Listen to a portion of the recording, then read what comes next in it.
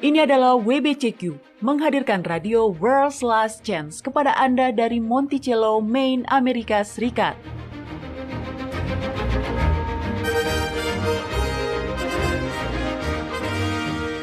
Kerinduan hati dari setiap orang Kristen selama 2000 tahun adalah melihat Sang Juru Selamat kembali dan mendirikan sebuah kerajaan kekal di atas bumi. Peristiwa-peristiwa yang terjadi di dunia mengungkap bahwa hal itu akan segera terjadi. Tetaplah bersama kami untuk belajar cara Anda dapat bersiap secara rohani menghadapi peristiwa-peristiwa akhir zaman. Radio WLC mempersiapkan orang untuk hidup dalam kerajaan Yahwa di bumi yang akan ditegakkan saat Kristus kembali. Apakah Anda memiliki masalah yang sedang Anda hadapi saat ini? Apakah Anda atau orang yang Anda kasihi sedang berjuang dengan masalah kesehatan, masalah keluarga? Mungkin ada masalah di tempat kerja yang menciptakan stres dan kecemasan, atau mungkin Anda sedang menghadapi konsekuensi dari pilihan buruk yang pernah Anda buat. Hai, saya Mario Nugraha. Tidak peduli siapa kita, di mana kita tinggal, atau berapa pendapatan kita, atau apapun, kita semua memiliki masalah yang menyebabkan stres. Masalah-masalah yang kita tidak selalu tahu bagaimana cara menyelesaikannya. Kabar baiknya adalah, apapun masalah yang Anda hadapi, Kitab Suci memiliki prinsip-prinsip yang akan memberi Anda hikmat untuk mengetahui cara mengatasinya. Hari ini, Doni Alexander akan menunjukkan kepada kita hal-hal itu dan bagaimana kita dapat menerapkannya dalam kehidupan sehari-hari. Doni? Ya, terima kasih Mario. Dulu ketika saya sudah menjadi orang yang dewasa, yang belum mengetahui bagaimana cara kehidupan bekerja, saya memiliki ide bahwa jika saya bisa mengatasi rintangan ini atau rintangan itu, hidup akan lancar dan menjadi lebih mudah. Di kampus, rintangan saya adalah berusaha untuk lulus dengan nilai yang cukup tinggi supaya nantinya saya dapat menemukan pekerjaan yang baik. Setelah lulus, rintangannya adalah mencari pekerjaan. Kemudian setelah diterima, saya berurusan dengan kurva pembelajaran sebagai akibat dari lingkungan kerja baru. Lalu, diikuti dengan rintangan selanjutnya dan seterusnya. Tidak ada habisnya. Tapi keyakinan saya yang kuat terus berlanjut bahwa jika saya bisa melewati rintangan ini atau rintangan itu, maka hidup akan lancar dan menjadi lebih mudah. Lalu menurut Anda tidak? Saya bercanda. Saya juga berasumsi yang sama sekian lama. Oke Doni, kapan Anda menyadari bahwa segalanya tidak akan menjadi lebih mudah? Ya, saya sepertinya termasuk orang yang lambat belajar, Mario. Karena baru pada usia parubaya saya menyadari kehidupan, atau setidaknya hidup saya ternyata tidaklah menjadi lebih mudah. Dan saya rasa tidak ada orang yang tidak seperti itu, Doni. Bukankah Ayub yang mengatakan bahwa manusia menimbulkan kesusahan bagi dirinya seperti bunga api berjolak tinggi? Ya, sebenarnya itu adalah kata-kata dari salah seorang sahabatnya yang disebut para penghibur. Oh ya, para penghibur yang menyedihkan itu kan? Ya, begitulah. Tapi dalam hal ini, apa yang dia katakan itu benar. Bahkan Yahuswa berkata, di dunia kamu akan mengalami kesusahan. Kita hidup di dunia yang penuh dosa. Itu fakta. Dan tidak ada yang bisa kita lakukan untuk itu. Kita harus bertahan hingga dia datang. Tapi tahukah Anda apa yang Yahuswa katakan selanjutnya? Oke, tolong dibuka kitab Yohanes pasal 16 ayat 33. Ini adalah sebuah janji untuk semua situasi. Kehidupan antara sekarang dan masa kembalinya Yahuswa akan semakin sulit. Jadi ini adalah sebuah janji yang berharga untuk dipegang teguh. Bagaimana Mario, sudah dapat? Oke. Ya, silakan dibaca. Semuanya itu kukatakan kepadamu supaya kamu beroleh damai sejahtera dalam aku. Dalam dunia kamu menderita penganiayaan. Tetapi kuatkanlah hatimu, aku telah mengalahkan dunia. Dia telah mengalahkan dunia. Itu sudah terjadi. Dia tidak mengatakan, saya sedang mengalahkan dunia. Tidak, dia sudah melakukannya. Jadi ini adalah kesepakatan yang sudah terlaksana. Itu tidak berarti bahwa hidup akan menjadi mudah. Tapi itu berarti bahwa kita tidak harus jatuh di bawah tekanan dan beban hidup seiring dengan berakhirnya waktu. Oke, ada sebuah pertanyaan dalam kitab Ratapan yang menurut saya sangat menguatkan. Ini adalah penyingkapan nyata mengenai karakter Yahwa. Anda tahu? Akan sangat mudah dalam tragedi yang suram untuk mempertanyakan kasih Yahwa. Terkadang orang-orang berkata, ya, jika dia adalah Tuhan yang pengasih, mengapa ini terjadi? Dan kata-kata lain seperti, mengapa saya kehilangan pekerjaan saya? Mengapa ibu saya didiagnosa menderita kanker? Mengapa anak saya tewas dalam kecelakaan mobil? Ya, memang mudah untuk bertanya pada saat-saat seperti itu. Ya, itulah alasan mengapa saya tersadar bahwa pernyataan yang ada di dalam kitab Ratapan ini begitu menguatkan. Dengarkan ini. Ini kitab Ratapan pasal 3 ayat 33. Di sini dikatakan, karena tidak dengan rela hati dia menindas dan merisaukan anak-anak manusia. Jadi, Yahwa bukanlah penyebab dari tragedi yang disebabkan oleh dosa, tetapi selangkah lebih jauh, perlu kita ketahui bahwa tragedi-tragedi yang dia izinkan terjadi hanyalah tragedi-tragedi yang dapat digunakan untuk kebaikan kita. Kitab Roma 8 ayat 28. Kita tahu sekarang bahwa Yahwa turut bekerja dalam segala sesuatu untuk mendatangkan kebaikan bagi mereka yang mengasihi Dia, yaitu bagi mereka yang terpanggil sesuai dengan rencananya. Jadi, alasan mengapa masalah diizinkan adalah karena masalah-masalah tersebut memberi kita kesempatan untuk mengembangkan karakter kita. Karakter seseorang adalah pikiran-pikiran dan perasaan-perasaannya. Itu adalah atribut yang membentuk atau membedakannya sebagai individu. Karakter kita adalah satu-satunya hal yang akan kita bawa ke dalam kekekalan.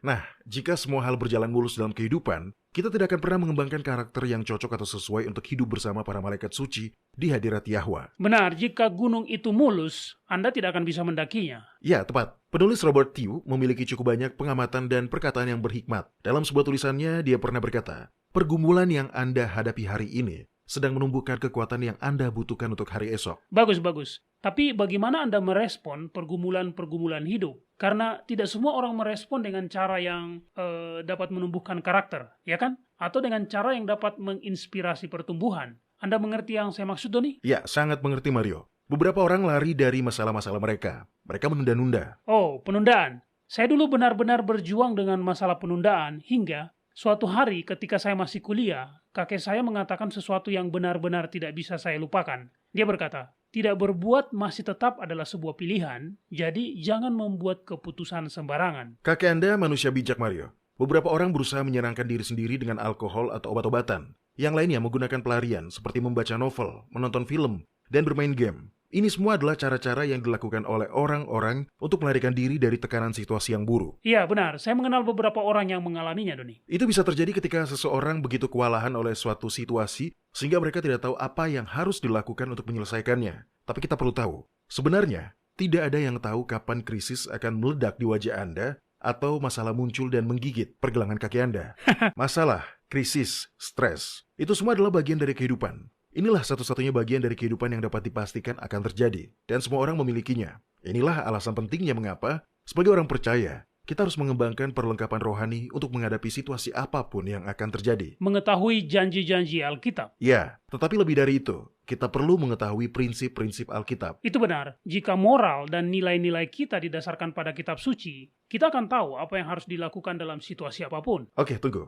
Saya tidak mengatakan moral dan nilai. Saya mengatakan prinsip. Apa bedanya? Moral itu dibentuk dan dipengaruhi oleh budaya kita. Prinsip di sisi lain seperti hukum atau prinsip dasar yang berfungsi sebagai aturan tindakan. Alkitab mengajarkan prinsip. Masyarakat membentuk dan mewarnai moral kita. Bisa berikan contohnya, Doni?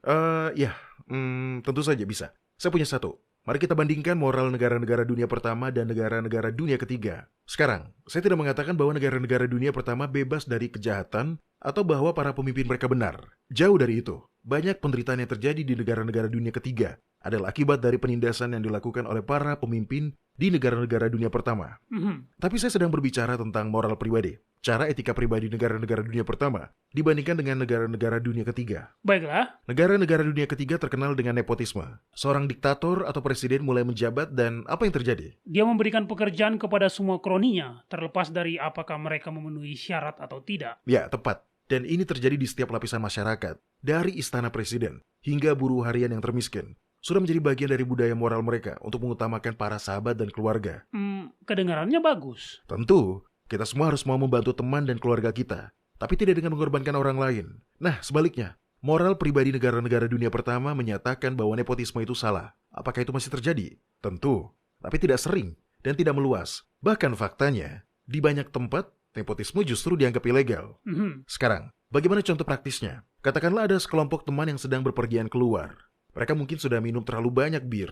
Saat mereka berjalan-jalan, tertawa dan bersenang-senang, salah satu dari mereka tersandung dan memecahkan kaca spion dari mobil yang diparkir di jalanan. Apa yang terjadi selanjutnya? Saya yakin Anda akan memberitahu saya bahwa ini berbeda di setiap negara, Doni. Benar, karena itu akan berbeda sesuai dengan moral yang dipegang di setiap negara. Di negara-negara dunia ketiga di mana Anda diajari dari buayan bahwa teman dan keluarga adalah yang utama. Apapun yang terjadi, para sahabat dari pelaku itu akan membantu menutupinya. Bahkan mungkin sampai berbohong untuknya. Dia tidak akan dimintai pertanggungjawaban. Bahkan jika dia ditangkap dan dibawa ke pengadilan, seringkali dia tetap tidak bertanggung jawab jika dia mengenal orang yang tepat. Itu adalah bagian dari moral mereka, mengutamakan teman dan keluarga. Dan inilah alasan mengapa mereka yang menduduki posisi kekuasaan tinggi, mengisi kantong mereka dengan uang milik rakyat. Semua orang mengeluh. Tetapi tidak ada yang berubah karena moral mereka mengatakan untuk mengutamakan teman dan keluarga mereka sendiri. Iya, saya paham. Sebaliknya, banyak negara-negara dunia pertama yang memiliki budaya yang berdasarkan pada ajaran Kristen. Moral mereka mengatakan bahwa jika seseorang melakukan kesalahan, dia harus bertanggung jawab, bahkan jika orang itu adalah anggota keluarganya. Benar, dan mereka memang bertindak seperti itu. Saya ingat pernah membaca tentang teroris lokal di Amerika Serikat, Ted Kaczynski. Sebelum mereka menangkapnya, dia dikenal dengan panggilan Una Bomber. Dia adalah penyebab kematian 3 orang dan melukai lebih banyak lagi. Menurut laporan, dia adalah subjek investigasi terpanjang dan termahal dalam sejarah Biro Investigasi Federal hingga saat itu. Nah intinya, kapan dia akhirnya tertangkap? Ternyata saudaranya sendiri yang melaporkannya ke FBI. Saudaranya sendiri, Doni. Itu dia. Ini adalah bagian dari kode moral mereka bahwa jika seseorang melakukan sesuatu yang salah atau ilegal, tidak peduli siapapun itu, mereka harus dimintai pertanggungjawaban. Bahkan jika itu adalah anggota keluarga sendiri. Itulah alasan mengapa pencurian dana publik cenderung berkurang. Nepotisme lebih sedikit, korupsi tidak besar, dalam budaya yang memiliki kode moral tertentu. Inilah sebabnya mengapa kita akan mengesampingkan moral dan lebih fokus melihat prinsip-prinsip. Prinsip-prinsip Alkitabiah berlaku terlepas dari budaya apapun yang terlaksana di tempat Anda tinggal. Oke, dan saya perhatikan bahwa dalam setiap jawaban yang Anda berikan untuk pertanyaan-pertanyaan yang kita terima di kotak surat kita, Anda selalu berusaha membawanya ke dalam prinsip-prinsip, Doni. Ini alasannya, karena janji-janji itu bagus. Kita membutuhkan janji demi kekuatan, keberanian, dan kenyamanan kita. Tapi prinsip-prinsip dari kitab suci lah yang mengajari kita bagaimana cara untuk hidup dan bertindak dalam situasi apapun. Buka kitab Ulangan pasal 8 dan bacalah ayat 1-3. Ini adalah bagian yang dikutip oleh Kristus di padang gurun saat dicobai. Dan saya ingin Anda memperhatikan bahwa apa yang Musa bicarakan di sini adalah merupakan prinsip-prinsip. Dia tidak menggunakan istilah yang sama, tapi dia menggambarkan hukum dasar untuk dijalani. Dan itu adalah prinsip. Silakan Mario. Segenap perintah yang kusampaikan kepadamu pada hari ini, haruslah kamu lakukan dengan setia, supaya kamu hidup dan bertambah banyak, dan kamu memasuki serta menduduki negeri yang dijanjikan Yahwa dengan sumpah kepada nenek moyangmu. Ingatlah kepada seluruh perjalanan yang kau lakukan atas kehendak Yahwa, Elohimmu di padang gurun, selama 40 tahun ini dengan maksud merendahkan hatimu dan mencobai engkau untuk mengetahui apa yang ada di dalam hatimu, yakni, apakah engkau berpegang pada perintahnya atau tidak. Jika dia merendahkan hatimu, membiarkan engkau lapar dan memberi engkau makan mana yang tidak kau kenal dan yang tidak juga dikenal oleh nenek moyangmu, untuk membuat engkau mengerti bahwa manusia hidup bukan dari roti saja, tetapi manusia hidup dari segala yang diucapkan Yahwa. Firman Tuhan mengandung prinsip-prinsip yang akan membimbing kita menghadapi setiap situasi dalam kehidupan sehari-hari. Benar, saya kira pada akhirnya apapun krisis atau masalahnya, itu semua akan menjadi berat jika Anda tidak memiliki kebijaksanaan, kekuatan, energi, sumber daya, atau silakan sebut sendiri untuk menghadapinya, Doni. Ya, betul sekali. Semua masalah ini, tekanan dan cobaan ini adalah untuk satu tujuan. Dan itu adalah untuk mengajari kita bahwa kita dapat mengandalkan Bapa Surgawi kita dalam setiap situasi. Itu sebabnya dia mengizinkan bangsa Israel terjebak di Laut Merah sebelum dia melepaskan mereka dengan menyeberangi laut itu. Itulah sebabnya dia membiarkan mereka haus sebelum dia memberi mereka air. Dia membiarkan mereka lapar sebelum memberi mereka manna. Itu semua untuk mengajari mereka prinsip bahwa ketika Anda tidak tahu apa yang harus dilakukan, Anda selalu dapat memanggilnya. Buka kitab 1 Korintus pasal 10. Di sini Paulus mengulas beberapa peristiwa yang terjadi pada bangsa Israel selama pengembaraan di padang gurun. Kemudian dia meringkas tujuan dari semua itu dalam ayat 11. Silakan jika sudah dapat Mario. Semuanya ini telah menimpa mereka sebagai contoh dan dituliskan untuk menjadi peringatan bagi kita yang hidup pada waktu di mana zaman akhir telah tiba. Sebagian besar versi modern menggunakan kata contoh dan bukan lambang. Tetapi itu adalah dua kata yang berbeda. Sebuah contoh berfungsi sebagai pola yang digambarkan. Namun di sisi lain, definisi asli dari lambang adalah simbol. Dan kalau ada simbol, maka pasti akan ada penggenapannya. Ya, benar. Sama seperti semua anak domba yang dikorbankan menjadi simbol yang menunjuk ke depan kepada anak domba Yahwa yang menghapus dosa dunia. Demikian pula pengalaman bangsa Israel adalah simbol yang menunjuk ke depan kepada pengalaman generasi akhir zaman. Generasi terakhir dari orang-orang percaya akan belajar dari kesalahan masa lalu. Mereka akan belajar untuk mempercayai Yahwa dalam situasi apapun. Dan itu dimulai dari sekarang. Saat kita belajar menerapkan prinsip-prinsip Alkitab untuk menghadapi masalah-masalah yang muncul dalam kehidupan kita sehari-hari. Baik para pendengar, kami akan kembali. Kita akan melihat bagaimana cara kerjanya dalam kehidupan nyata. Kami akan segera kembali.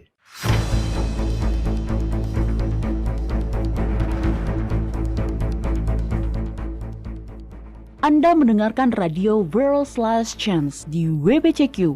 yang mengudara pada gelombang 31 meter di frekuensi 9330 kHz. Radio World's Last Chance mempersiapkan orang untuk menyambut Sang Juru Selamat yang segera kembali.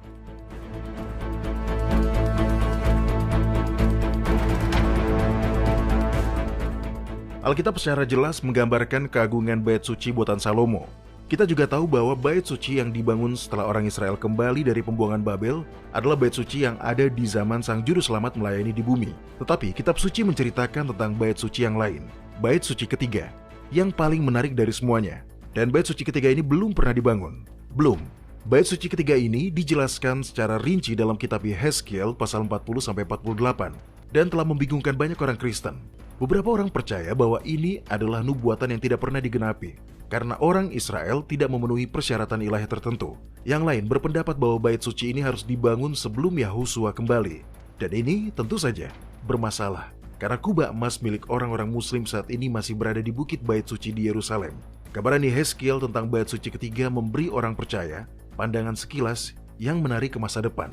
Karena ini bukan nubuatan yang gagal, juga bukan bangunan yang akan dibangun sebelum kembalinya Yahusua. Namun bagaimanapun juga, bait suci ketiga akan dibangun dan menurut kitab suci, korban bakaran masih akan dipersembahkan di sana. Meskipun di sana sudah merupakan tempat yang suci. Untuk mempelajari lebih lanjut tentang bait suci ketiga, kapan dan di mana itu akan dibangun dan tujuan dari persembahan korban yang dilakukan di sana, dengarkanlah episode radio WLC yang berjudul Kebenaran Mengejutkan tentang Bait Suci Ketiga. Sekali lagi, judulnya adalah Kebenaran Mengejutkan tentang Bait Suci Ketiga. Episode-episode radio lain yang sudah tayang dapat juga Anda temukan di situs web kami atau cari di channel YouTube kami. World's Last Chance telah membuat lebih dari 1.500 video dokumenter dalam lebih dari 30 bahasa. Kunjungi situs kami di worldslastchance.com atau nonton videonya pada channel WLC di YouTube. Video-video dokumenter baru tentang berbagai topik penting terus dirilis sepanjang waktu. Mulailah menontonnya dan pelajarilah kebenaran selama Anda masih memiliki kesempatan di worldslastchance.com.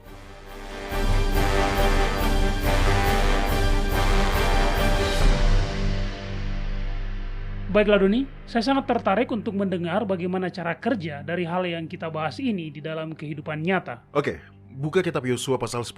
Saya suka cerita ini karena kisah ini menunjukkan proses langkah demi langkah penerapan prinsip-prinsip Alkitab untuk dapat menang atas rintangan yang luar biasa. Setiap dari kita dapat menggunakan proses yang sama untuk situasi yang menghadang kita. Nah sekarang, mari kita baca apa yang terjadi sehingga kita mendapatkan gambaran konteksnya. Kitab Yosua pasal 10 ayat 1-6.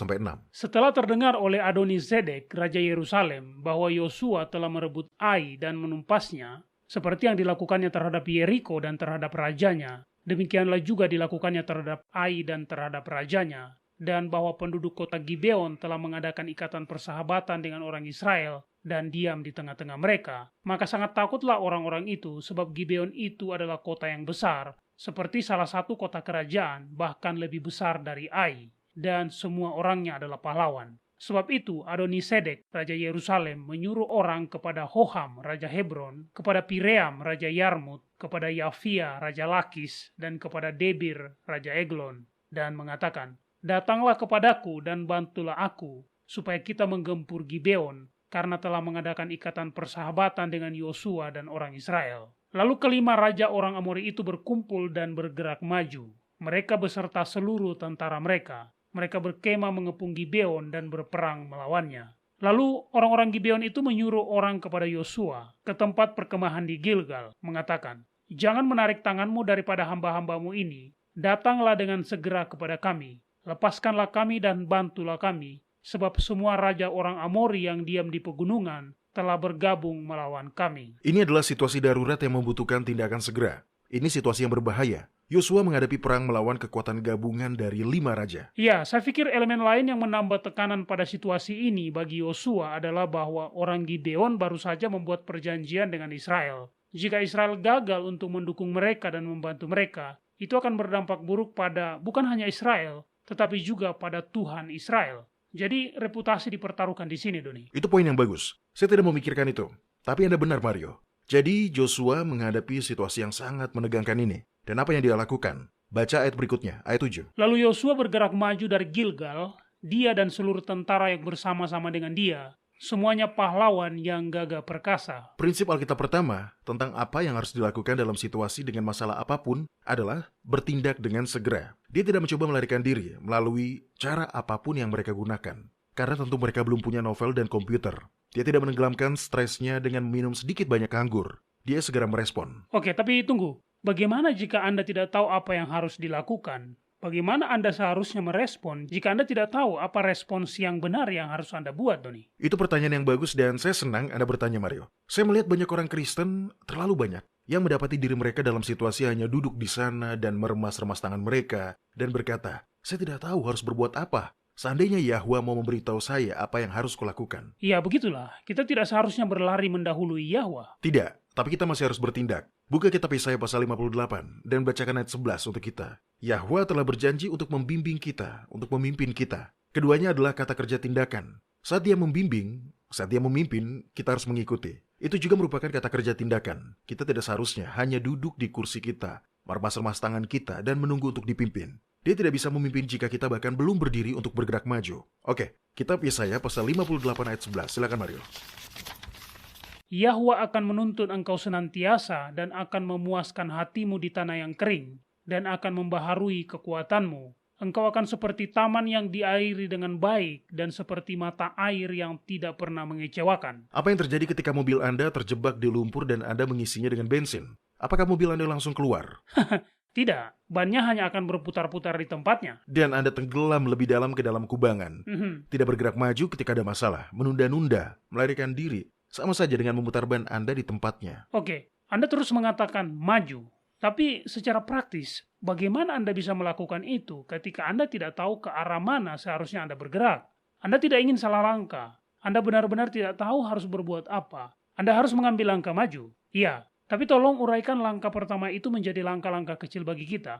Apa yang Anda lakukan, Doni? Anda perlu mengumpulkan informasi. Jika Anda memiliki informasi yang cukup untuk mengetahui jalan mana yang harus ditempuh, Anda pasti sudah melakukan langkah itu. Jadi, jika Anda tidak cukup tahu untuk mengetahui cara mengambil langkah pertama, kumpulkan informasi. Dan saat Anda mengumpulkan informasi, Yahwa akan mengesankan dalam pikiran Anda jalan yang benar untuk Anda tempuh.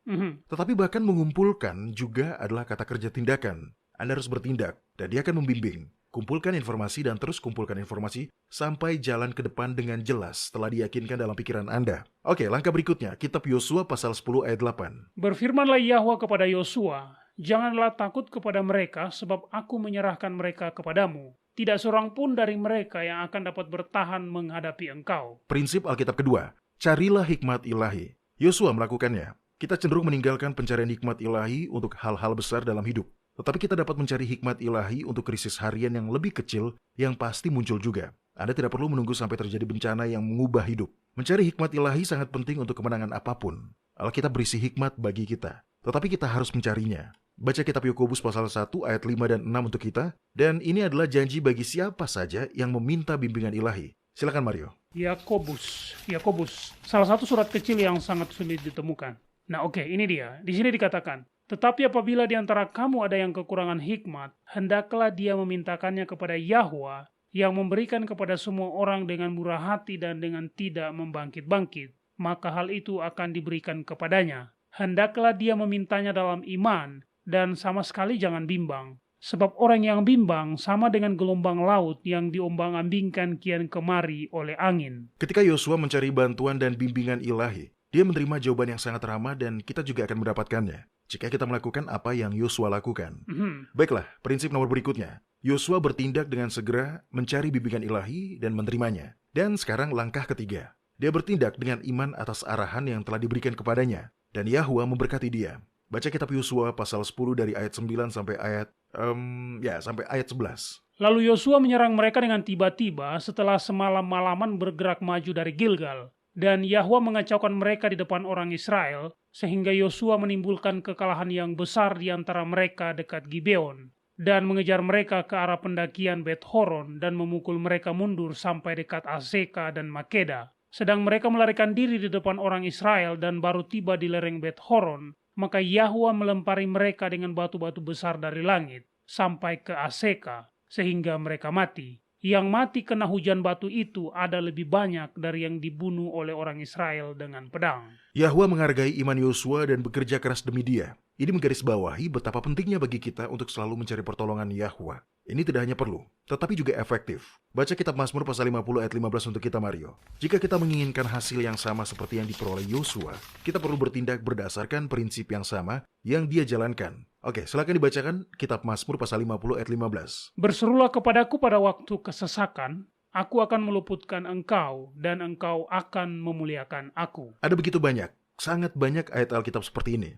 Sayangnya untuk saat ini, kita tidak punya waktu untuk membacanya lebih banyak. Oke, kitab Yesaya pasal 40 ayat 11 mengatakan, seperti seorang gembala, ia menggembalakan kawanan ternaknya dan menghimpunkannya dengan tangannya. Anak-anak domba di pangkunya, induk-induk domba dituntunnya dengan hati-hati. Nah, di barat, mereka cenderung mengarahkan dari belakang kawanan domba mereka, tetapi di timur kita memimpin kawanan itu.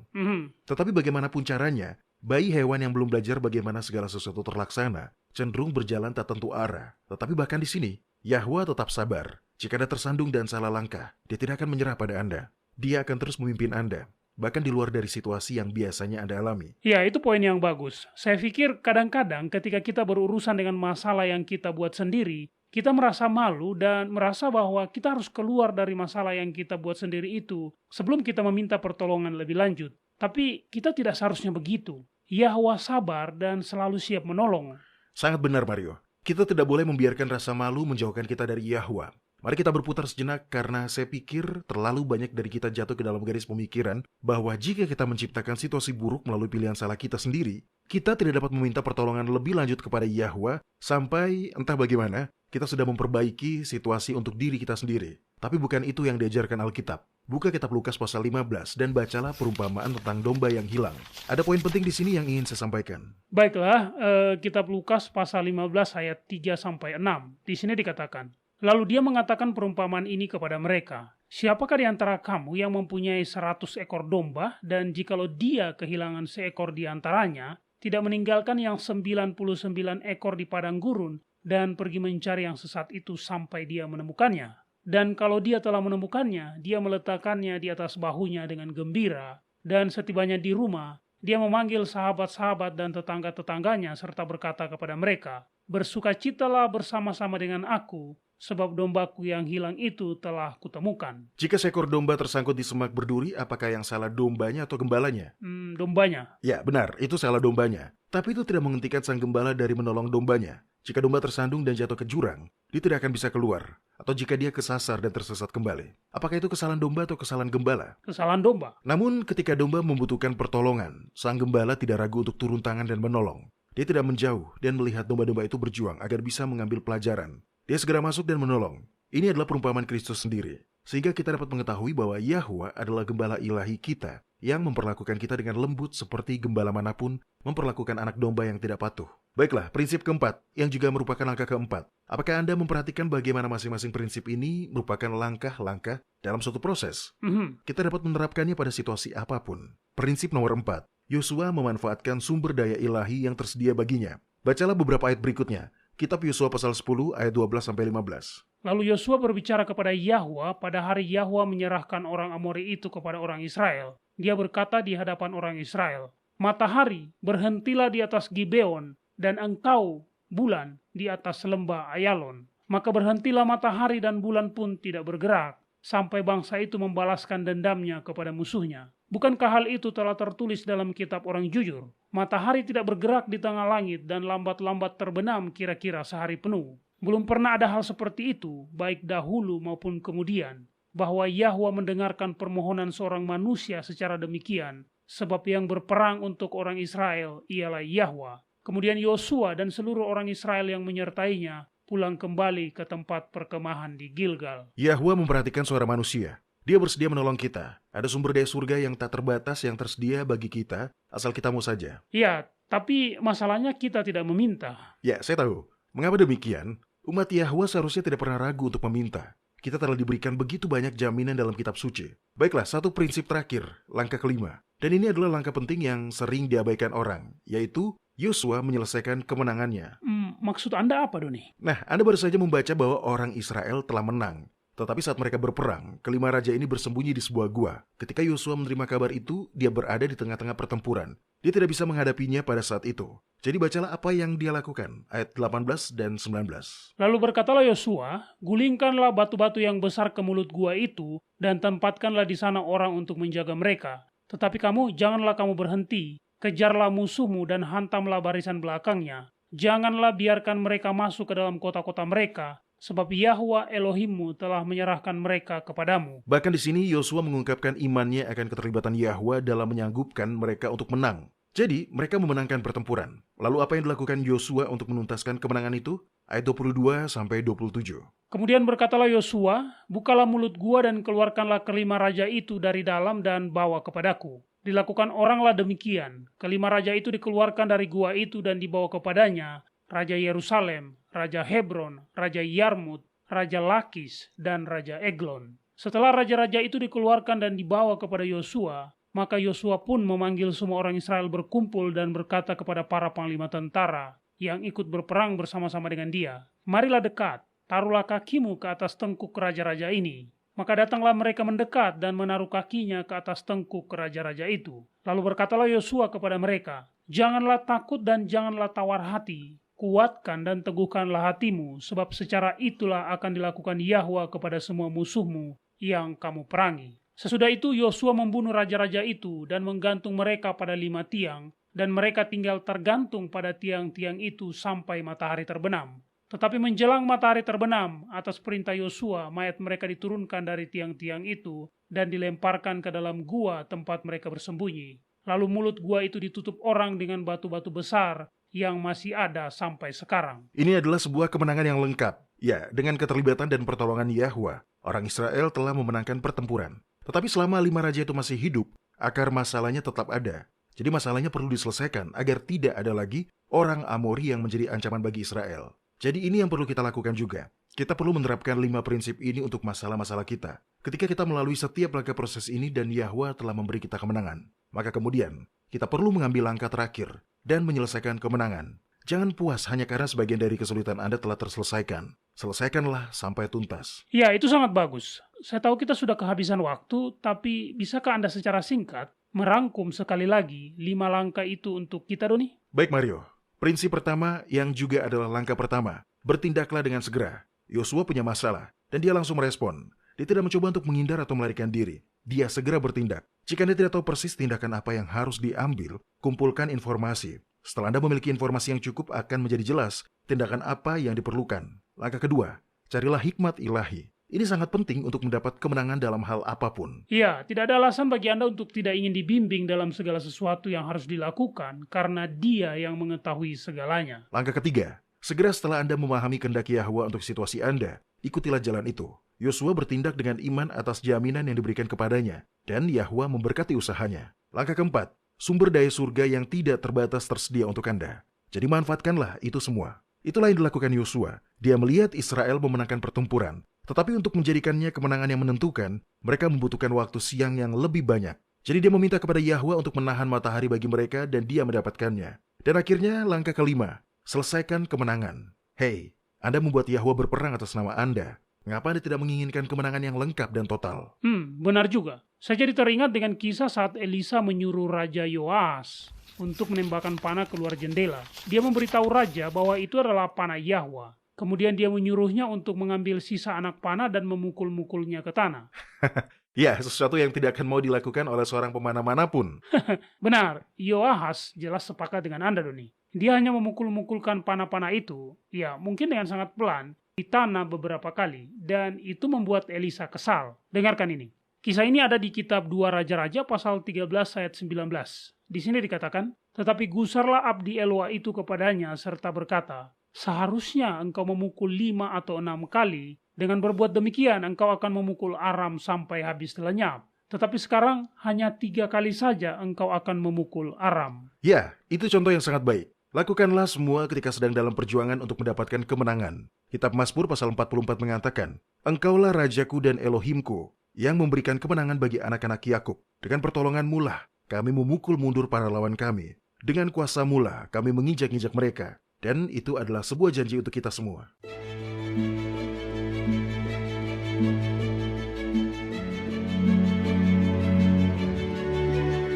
Anda mendengarkan radio World's Last Chance di WBCQ yang mengudara pada gelombang 31 meter di frekuensi 9330 kHz. Radio World's Last Chance mempersiapkan orang untuk menyambut Sang Juru Selamat yang segera kembali.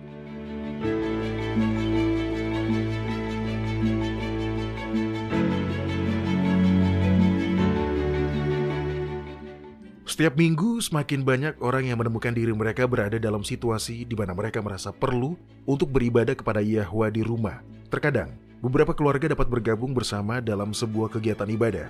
Seringkali, ibadah seperti ini hanya terdiri dari satu keluarga, atau bahkan satu orang. Jika Anda terbiasa melakukan kegiatan ibadah Anda di gereja, menyaksikan program dan mendengarkan khotbah yang disiapkan oleh orang lain, maka mungkin akan sulit untuk mengetahui bagaimana mengisi jam-jam kudus di rumah Anda. Namun Anda tidak perlu terintimidasi memikirkan untuk beribadah sendiri atau untuk menyajikan ibadah yang berarti bagi keluarga Anda. Banyak dari umat Yahwa yang telah melakukannya sepanjang waktu. World's Last Chance memiliki banyak sumber daya yang dapat membantu Anda dalam memberikan pembelajaran yang menarik dan untuk ibadah di rumah, baik untuk yang sendirian, keluarga, maupun yang berkelompok. Di situs web kami, carilah 3 serial artikel yang berjudul Keluarlah Daripadanya, Hai Umatku. Sekali lagi, artikel ini berjudul Keluarlah Daripadanya, Hai Umatku. Bagian 1, 2, dan 3. Ada ide-ide serta janji-janji yang menguatkan untuk mendorong iman Anda saat Anda mengikuti Yahwa dan mulai beribadah di rumah.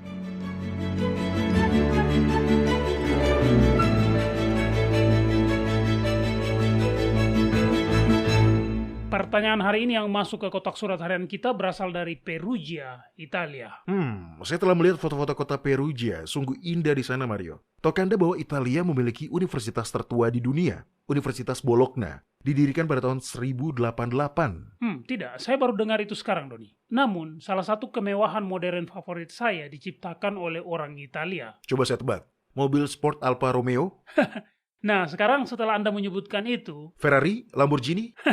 Tidak. Saya mungkin memiliki selera tinggi walau ekonomi lemah, tapi Anda salah. Yang saya maksud adalah jacuzzi. Jacuzzi? Itu bak mandi air panas. Ya, Candido Jacuzzi. Oke. Dia adalah seorang imigran yang pindah ke Amerika Serikat, tapi ya dia tetaplah orang Italia. Dia yang menciptakan pompa air jacuzzi Whirlpool portable pertama. Putranya, Kenny, lahir dengan penyakit rheumatoid arthritis. Jadi, dia menciptakan bak mandi air panas dengan air yang membentuk pusaran untuk membantu rasa sakit putranya. Nah, baiklah, kalau begitu. Saya setuju. Itu penemuan yang hebat. Jadi, apa pertanyaan yang kita dapat hari ini, Mario? Tommaso Fellini menulis, sebagai seorang pengusaha Kristen, saya ingin menghormati Yahwa. Apakah ada prinsip-prinsip Alkitab yang dapat membantu saya mengembangkan bisnis saya? Saya suka pertanyaan ini. Kita berada di dunia dan meskipun zaman akhir sudah dekat, kita harus bertahan sampai dia datang. Dan apa gunanya waktu kita di bumi ini? Selain untuk memuliakan Bapa melalui kehidupan kita sehari-hari. Sehingga ketika orang melihat kita, melihat praktek bisnis kita, mereka tahu tanpa keraguan bahwa di sini ada seorang pria, seorang wanita yang melayani Tuhan di surga. Ya, ada sejumlah prinsip Alkitab yang benar-benar dapat membantu bisnis atau usaha apapun berkembang dan terus berjaya. Buka kitab Matius pasal 5 dan baca ayat 41 dan 42. Ini dari khotbah Sang Juru Selamat di bukit dan ini adalah tempat yang baik untuk memulai. Kitab Matius pasal 5 ayat 41 dan 42. Apa yang dikatakan di situ? Dan siapapun yang memaksa engkau berjalan sejauh 1 mil, berjalanlah bersama dia sejauh 2 mil. Berilah kepada orang yang meminta kepadamu dan janganlah menolak orang yang mau meminjam daripadamu. Kita menyebutnya memberikan lebih dan prinsip ini menghasilkan keuntungan besar. Baik ketika prinsip tersebut diterapkan dalam lingkungan bisnis atau dalam hubungan-hubungan pribadi. Dalam bisnis, Anda tahu bahwa Anda bukan satu-satunya bisnis di luar sana yang menawarkan barang atau jasa Anda. Anda punya saingan. Cara untuk membedakan diri Anda dan supaya mendapat perhatian adalah dengan membiasakan diri memberi lebih. Melakukan lebih dari yang diharapkan. Ya, itu poin yang bagus. Kita semua menginginkan hasil sejauh 2 mil, tetapi tidak semua orang mau melakukan perjalanan sejauh 2 mil itu. Tapi itulah kunci untuk membuat diri Anda lebih baik dari para pesaing Anda. Selain itu, hal ini mencerminkan Yahwa dengan baik ketika seorang pemilik bisnis Kristen mau menerapkan prinsip ini. Kedua, jangan mengambil jalan pintas. Apapun pekerjaan Anda, banggalah saat Anda melakukan pekerjaan dengan baik. Membangun untuk bertahan. Ketika apa yang Anda hasilkan adalah sebuah pekerjaan yang berkualitas, baik itu produk atau jasa, Anda akan mendapatkan reputasi yang baik. Benar, dan reputasi yang baik dalam bisnis sangat berpengaruh, Doni. Bagaimana dengan aturan emas? Anda tahu, lakukan kepada orang lain seperti yang Anda ingin mereka lakukan kepada Anda. Itu luar biasa. Ketika Anda memperhatikan pelanggan atau klien Anda dan kebutuhan mereka akan mengingat dan memikirkan Anda dan bisnis Anda dengan cara yang baik. James Case Penney adalah seorang pengusaha Amerika yang mendirikan jaringan besar department store. Pada puncaknya, perusahaannya memiliki lebih dari 2.000 toko. Penney juga adalah seorang Kristen yang taat. Dalam sebuah tulisan dia pernah berkata, "Yang saya ingat aturan emas selalu menjadi moto dan ajaran bagi saya. Pelita yang membimbing langkah saya." Ya, Anda menjadi bijak ketika Anda memperlakukan orang lain sebagaimana Anda ingin diperlakukan. Tidak hanya klien dan pelanggan, tetapi juga karyawan. Ini adalah naluri bisnis yang bagus. Dan itu tercermin dengan baik pada Yahwa ketika mereka yang mengaku melayani dia hidup dengan prinsip-prinsip yang ditetapkan dalam kitab suci. Hal baik lainnya yang perlu diingat adalah mempraktekkan penata layanan yang baik. Yahwa benar-benar memiliki segalanya. Kita hanyalah pelayannya. Ketika Anda menerapkan prinsip itu dalam bisnis, maka Anda akan menggunakan sumber daya dengan bijak. Anda tidak akan sembarangan merusak bumi ini hanya untuk meningkatkan margin keuntungan Anda. Anda akan menyadari bahwa Anda adalah pengelola sumber daya Yahwa. Ya, itu akan sangat mempengaruhi keputusan apa yang Anda buat, ya kan? Ya, sangat. Ketika Yahusua kembali, kita ingin kata-kata yang diucapkan dalam kitab Matius pasal 25 ayat 23 dikatakan kepada kita. "Baik sekali perbuatanmu itu, hai hambaku yang baik dan setia. Engkau telah setia memikul tanggung jawab dalam perkara yang kecil. Aku akan memberikan kepadamu tanggung jawab dalam perkara yang besar. Masuklah dan turutlah dalam kebahagiaan Tuanmu." Sekarang bukalah kitab 2 Korintus pasal 9 dan bacalah ayat 6. Oke. Ini adalah prinsip Alkitab lainnya yang baik untuk diterapkan dalam bisnis maupun dalam kehidupan secara umum. Itu akan selalu menuai upah. Kitab 2 Korintus pasal 9 ayat 6. Apa yang dikatakan di situ? "Camkanlah ini, orang yang menabur sedikit akan menuai sedikit juga, dan orang yang menabur banyak akan menuai banyak juga." Apa yang kita lakukan dalam upaya apapun biasanya adalah apa yang kita dapatkan darinya. Hal ini berlaku dalam hubungan pribadi serta dalam membangun bisnis, membangun loyalitas merek, dan bahkan dalam cara kita memperlakukan karyawan kita. Karyawan kita juga memiliki keinginan dan kebutuhan. Ketika kita memperhatikan keinginan dan kebutuhan itu, ketika kita berinvestasi pada karyawan kita, yang kita petik adalah loyalitas. Ya, dan memperlakukan karyawan dengan baik sangatlah penting jika kita ingin membangun bisnis berdasarkan prinsip-prinsip Alkitab. Kita tidak menghormati Yahwa ketika kita mencoba memeras setiap sen terakhir dari kesepakatan atau menjadi kaya dari mereka yang bekerja untuk kita. Seorang pekerja layak mendapat upahnya. Ya, Anda benar sekali, Mario. Dan kitab suci benar-benar berbicara tentang itu.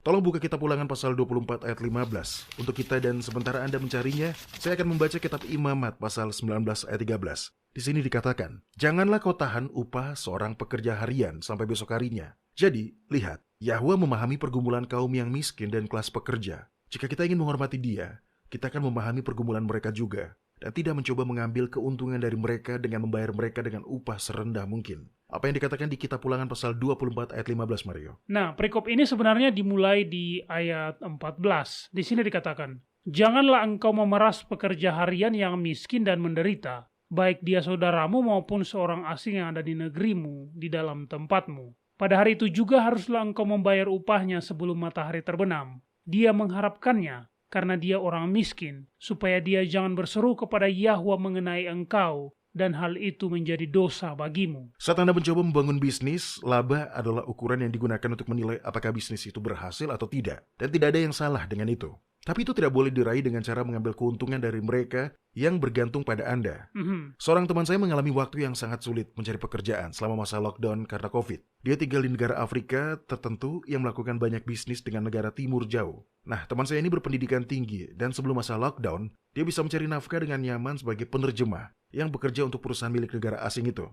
Selama masa lockdown, perusahaan mendapat keuntungan besar. Tidak hanya pekerja mereka yang bekerja lebih dari 12 jam sehari, tetapi mereka juga menurunkan upah pekerja hingga 1/3 hingga 1/4 dari gaji pada masa sebelum lockdown. Wow, 1/3? Itu mengerikan. Itu perampokan. Saya memberitahu beberapa rekan tentang hal ini, dan seorang warga negara timur jauh ini membelanya sebagai sebuah praktek bisnis yang baik, kapitalisme. Ya, saya menyebutnya mengambil keuntungan. Ya, begitulah. Nah, sekarang, jika Anda seorang pemilik bisnis Kristen, Anda mungkin akan mendapatkan keuntungan dengan mengambil keuntungan dengan cara itu. Tetapi, apakah itu yang akan Kristus lakukan? Apakah itu memuliakan Yahwa? Sama sekali tidak. Saya pernah membaca sesuatu yang mengatakan, Anda adalah satu-satunya Kristus yang pernah dilihat oleh beberapa orang. Jadi intinya adalah, tentu saja bahwa cara kita memperlakukan orang lain mencerminkan orang seperti apa kita. Dan jika kita mengaku melayani Yahwa, tetapi memperlakukan orang lain dengan buruk, mengambil keuntungan, itu tidak akan mencerminkan dia dengan baik. Berbicara tentang margin keuntungan bagi orang Kristen,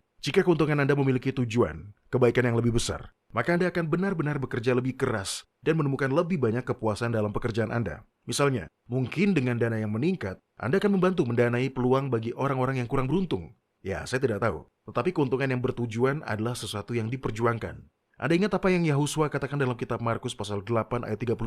Apa gunanya seorang memperoleh seluruh dunia, tetapi dia Kehilangan nyawanya sendiri. ya, kehilangan nyawanya sendiri. Dan itu membawa saya ke poin terakhir saya, prioritas. Mengetahui bagaimana cara mengatur dan membuat prioritas adalah sangat penting. Banyak pemilik bisnis rintisan yang tidak pernah benar-benar berhasil atau menjadi besar karena seiring pertumbuhan bisnis, mereka mengelola bisnis skala kecil. Mereka tidak bisa membuka cabang di berbagai tempat sekaligus, sehingga usaha bisnis mereka tidak pernah benar-benar tumbuh besar. Mereka perlu belajar untuk memprioritaskan apa yang mereka lakukan untuk memaksimalkan waktu mereka. Jika seorang karyawan dapat menjalankan urusan tertentu, biarkan dia melakukannya, dan Anda dapat melakukan sesuatu yang tidak dapat dilakukan oleh karyawan tersebut. Betul, kelilingi diri Anda dengan orang-orang yang kompeten, yang tahu apa yang mereka lakukan, dan Anda tidak perlu melakukan semuanya. Ya, benar. Mario tolong baca kitab Matius pasal 6 ayat 33.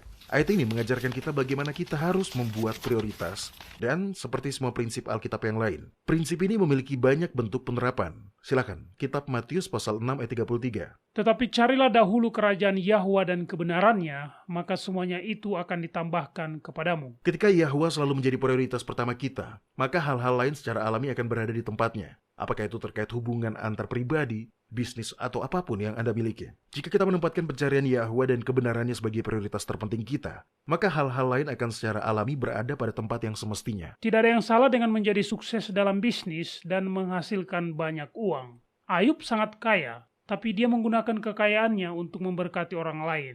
Kita juga bisa. Dan ketika kita mengutamakan Yahwa dalam segala hal, maka kita memuliakan Dia dan memimpin orang lain untuk memperhatikan dan mengakui keunggulan keyakinan kita jika keyakinan itu menghasilkan buah-buah kebenaran, keadilan bagi orang lain, membantu mereka yang membutuhkan, dan lain-lain. Semua hal ini menghormati Yahwa. Ini sangat benar. Sebagai penutup, saya ingin Anda membuka kitab Amsal pasal 3 dan membaca 4 ayat pertama.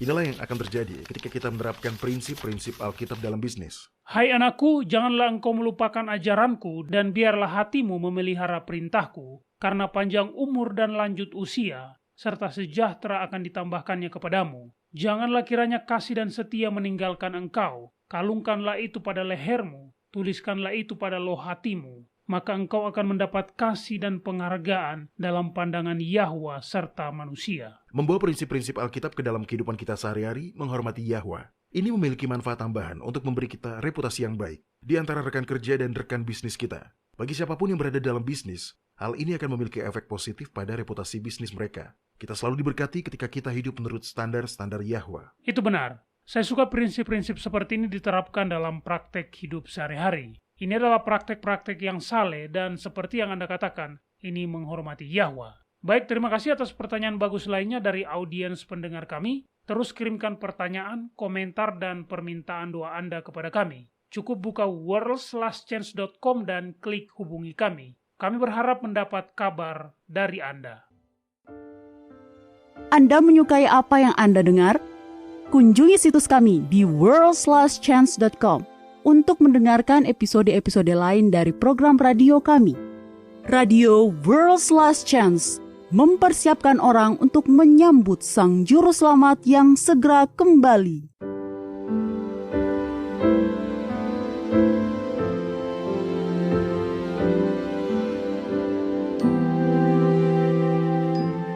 Halo, ini adalah janji harian Anda dari Firman Yahwa. Saya sangat menikmati situs web bernama Quora.com. Ya, websitenya bernama Quora.com. Orang-orang dari seluruh dunia memposting pertanyaan untuk dijawab orang lain.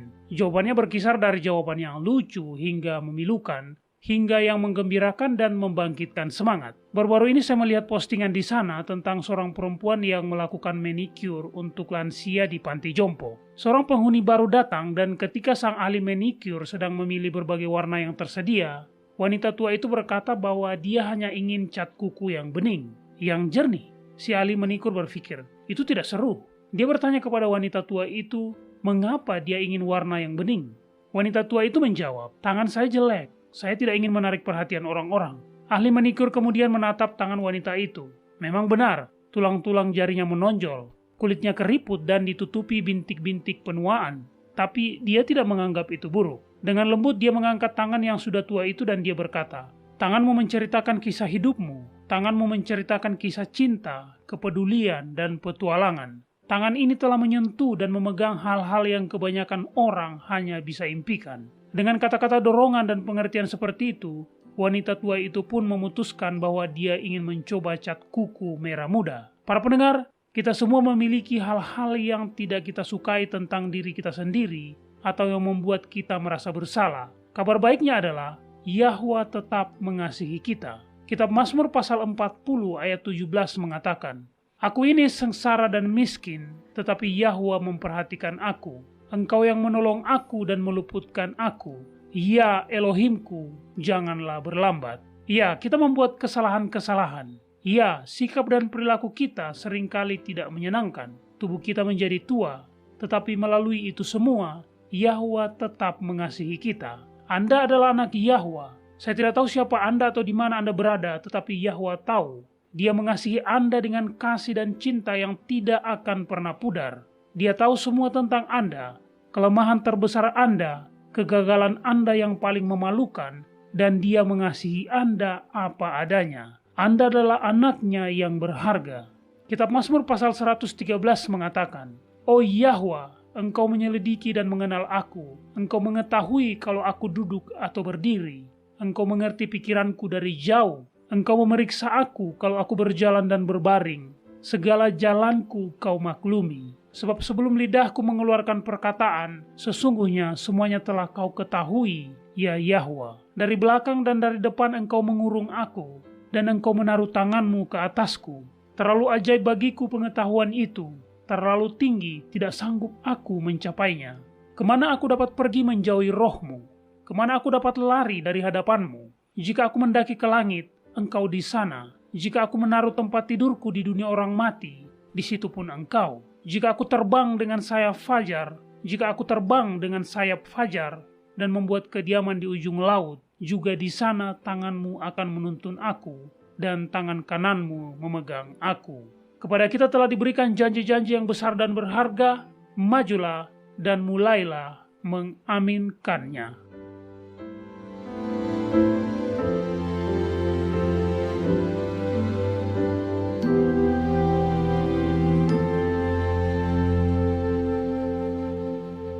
World's Last Chance berdedikasi untuk mempersiapkan orang menyambut Sang Juru Selamat yang segera kembali.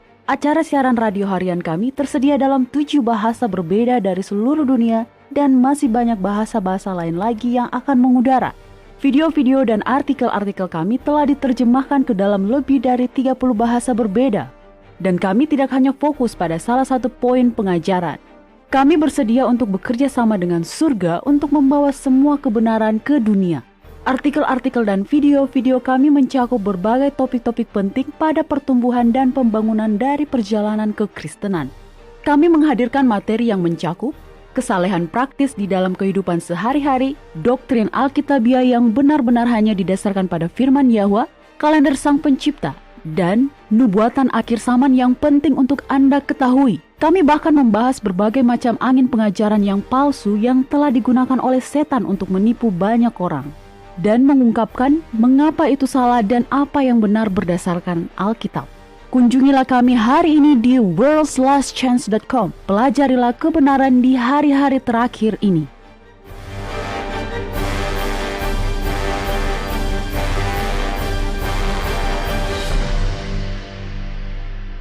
Saya sangat suka mendasarkan sesuatu pada prinsip-prinsip. Jika Anda tidak tahu apa yang harus dilakukan, Anda hanya perlu mencari prinsip-prinsip Alkitab. Prinsip-prinsip ini akan tetap sama terlepas dari moral budaya individu apapun yang Anda jalani. Bertindak berdasarkan prinsip-prinsip Alkitab membuat Anda tahu apa yang harus dilakukan dalam situasi tertentu. Sekarang inilah kabar baiknya. Yahwa tidak pernah dikalahkan.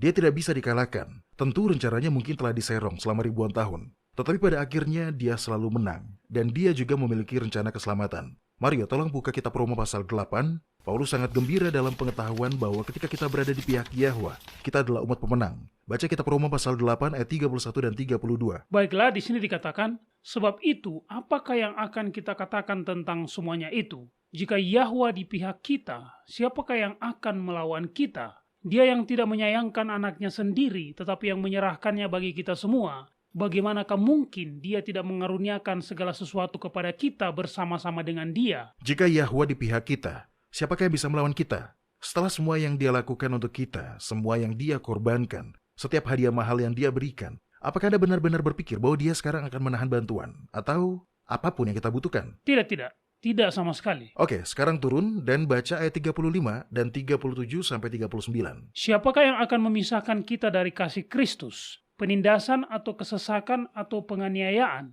atau kelaparan atau ketelanjangan atau bahaya atau pedang? Tetapi dalam semuanya itu kita lebih daripada orang-orang yang menang oleh Dia yang telah mengasihi kita.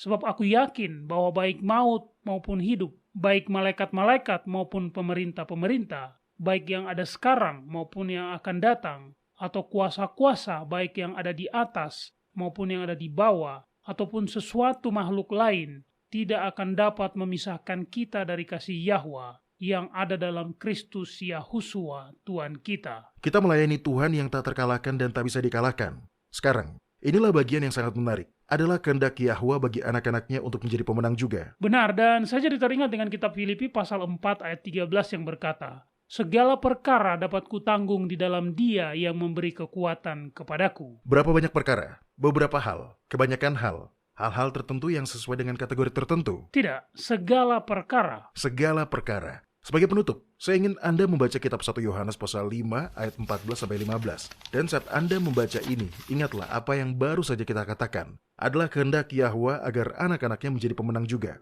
Silakan Mario. Dan inilah keberanian percaya kita kepadanya, yaitu bahwa Dia mengabulkan doa kita jikalau kita meminta sesuatu kepadanya menurut kehendaknya. Dan jikalau kita tahu bahwa Dia mengabulkan apa saja yang kita minta, maka kita juga tahu bahwa kita telah memperoleh segala sesuatu yang telah kita minta kepadanya. Kitab suci penuh dengan jaminan yang sangat indah dan kuat. Kitab Yesaya pasal 41 ayat 10 mengatakan, janganlah takut, sebab aku menyertai engkau. Janganlah bimbang, sebab aku ini Elohimmu. Aku akan meneguhkan, bahkan akan menolong engkau. Aku akan memegang engkau dengan tangan kananku yang membawa kemenangan. Inilah yang ingin dilakukan Yahwa bagi kita. Dia akan menolong kita dalam setiap situasi jika kita mengizinkan Dia. Yang perlu kita lakukan hanyalah mengulurkan tangan iman. Dan jika Anda membutuhkan lebih banyak iman, Anda selalu dapat meminta lebih banyak juga. Ya, betul sekali. Terima kasih telah bergabung dengan kami pada hari ini para pendengar. Kami berharap Anda bergabung dengan kami lagi besok. Sampai jumpa dan ingatlah, Yahwa mengasihi Anda dan Dia aman untuk dipercaya.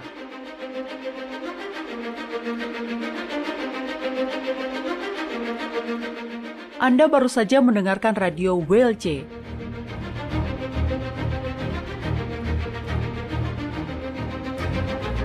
World's Last Chance berkomitmen untuk memberitakan Injil Kerajaan Yahwa kepada dunia. Nubuatan dan peristiwa-peristiwa terbaru mengindikasikan bahwa Sang Juru Selamat sudah akan kembali dalam waktu yang tidak lama lagi. Orang-orang kudus kemudian akan diberikan hidup yang kekal dan Kerajaan Yahwa akan ditegakkan di sini, di bumi ini.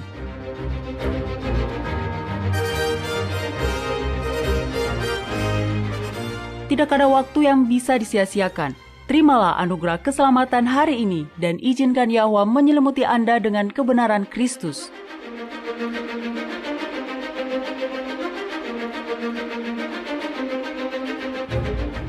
Program ini serta episode radio WLC yang lain tersedia di worldslastchance.com. Klik ikon radio WLC di bagian kanan atas beranda.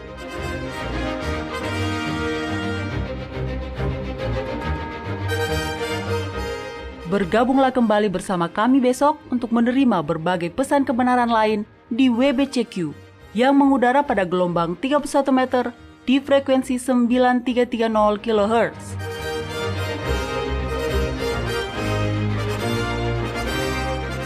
Radio WLC mempersiapkan orang untuk hidup dalam kerajaan Yahwa di bumi yang akan ditegakkan saat Kristus kembali tidak lama lagi.